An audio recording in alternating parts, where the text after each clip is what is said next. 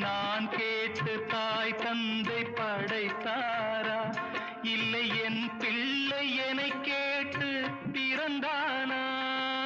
தெய்வம் செய்த பாவம் இது போடி தங்கச்சி, கொன்றால் பாவம் தின்றால் போச்சு இதுதான் என் கட்சி.